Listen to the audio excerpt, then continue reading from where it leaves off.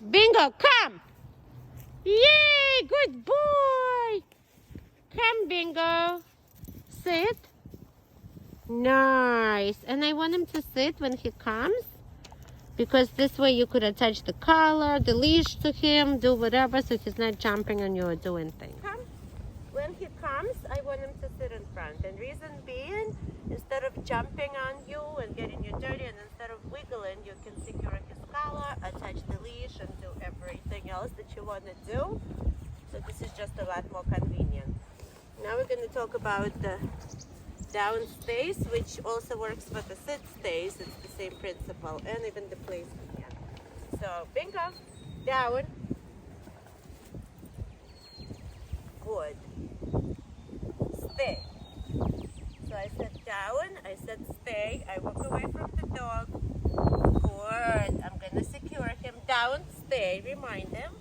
Everything is on leash because he's a puppy. Down. I'm keeping an eye on the dog.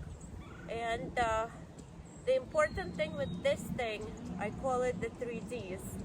So when you practice, it's distance, duration, and later we add distraction.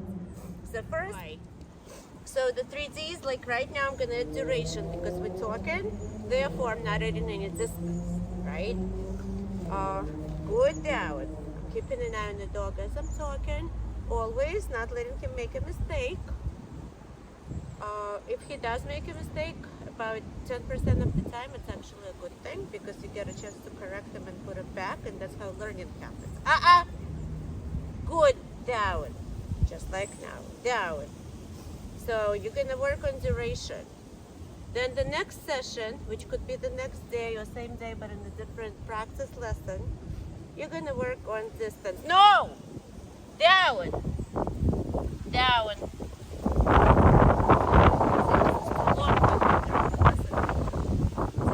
Distance, but if you add distance and it's a little at a time each day, then you don't add duration. You say, okay, good boy, good, down, and then you get to do it again. No creeping up, down. So now he's down. Now you can either do duration for about a minute, he could stay, or you could add distance. But always have the leash on because he's not done. He's a puppy. Good.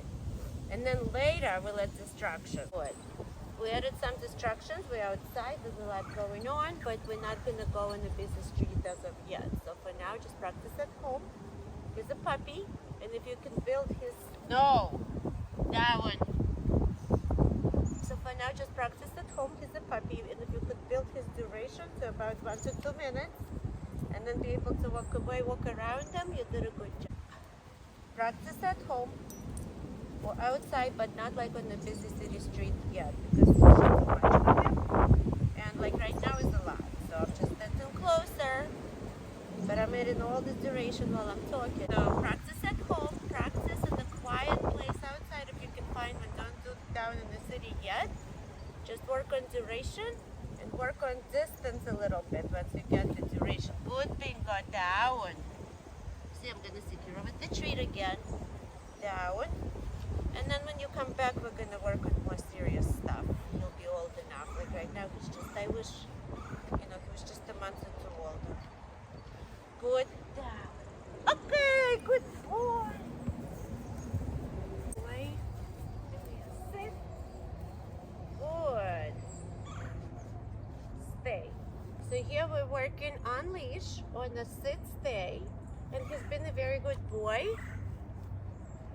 So I'm gonna walk around, sit. Good. I just reminded him. He's a puppy, so this has to stay on leash till you guys come back. Good boy. Reason it's on leash, we don't give him a chance to make a mistake so he doesn't learn the bad behavior, but you're gonna keep practicing on good behavior. And then later on, you could get a longer line, like once you're done with this. No. Sit. Good. See how I said, no. Give him a chance. He still got up, then I said no, and I corrected him. But later on, you could get a longer line, and you could keep practicing. Good. Sit. Okay. Good. Good boy. So for healing, you hold the leash in your left hand and you give it a slap. Never have it like this. This means pulling for the dog. Always make sure this is slap, but don't hold it so far out that the dog is all over the place. So the dog is by your left leg and the leash is just enough to be loose in the left hand. His job is to keep position with your left leg. If he gets too far forward, we stop and he has to sit. If he starts sniffing, we give him a pump. And we say, heel, and we go. Good boy. Good bingo. No, heel. Good. No sniffing. You're not following the dog. The dog goes where you go. Always. Good boy. Even if someone's creeping up on me, you're fine. Heel. No. Heel. Good. Sit. Good boy. Heel. Sit. Good. Heel.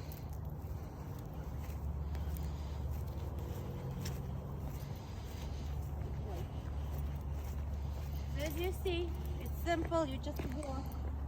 The dog goes where you go. Good boy. Boy. Heel. Heel. Heel. Good. Yeah. And then if you want to let him go to the bathroom, he's allowed to do whatever. Okay, go. And now he can go. I still don't want him pulling me. Come on. But he can go, be free. Boy. Good. Little pup. Good. Bingo, come. Sit. Good boy. Good job. Good boy, Bingo. Heel. And we go. But he doesn't decide. We decide. He goes with us. Heel. Good. Heel. Good. Heel, heel.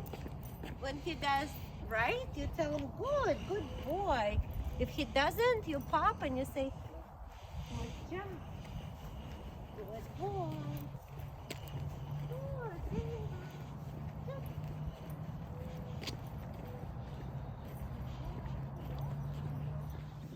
Good. Sit. And it doesn't matter if the door is open or closed. He's not to storm through. Okay. Okay, so I just want to show you how to use the collar. If you're not going to use the button program for it, then here's the remote. And this is the stem, and this is the extra heavier one. And this is the one I'm actually using on Bingo for now. It's just a pager, it's just a vibration.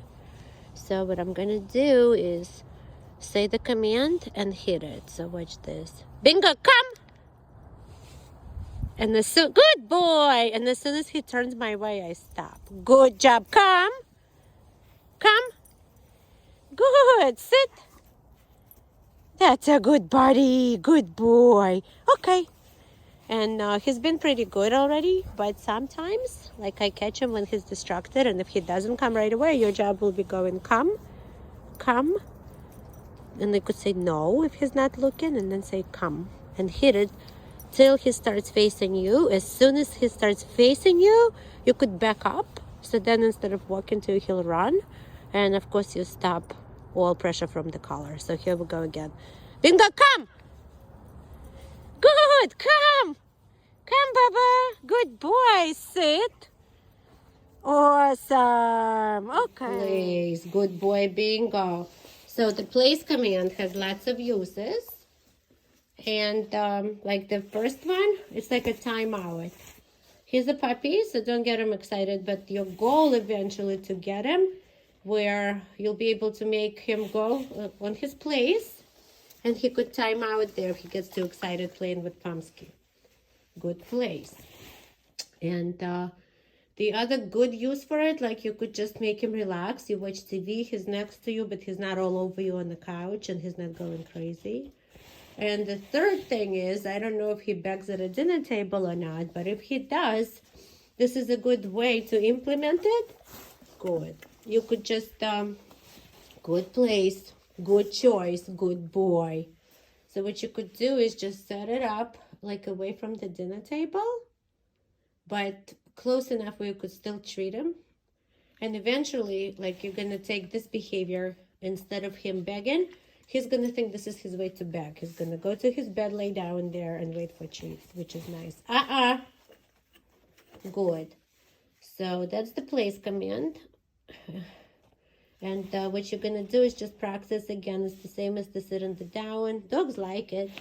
And you could just practice, you know, by adding like a little bit of duration, a little bit of distance, and every time you eat, get down. On the place, he's allowed, like there's no correction, he's allowed to be kind of free, right? He's just not allowed to leave it. But he could turn around, he could sit. I don't like them sitting because from a sit, what are they going to do? They're going to break. From a down, they're going to settle in. So that's why I'm kind of making him just stay in the down. Okay, good boy. So what you're going to do at home is, and it doesn't have to be this bad, even though it's easier for dogs when it's raised, but I know you're traveling, so you don't need to buy this bed and bring it. It could be anything, like a yoga mat or his bed, what doesn't matter.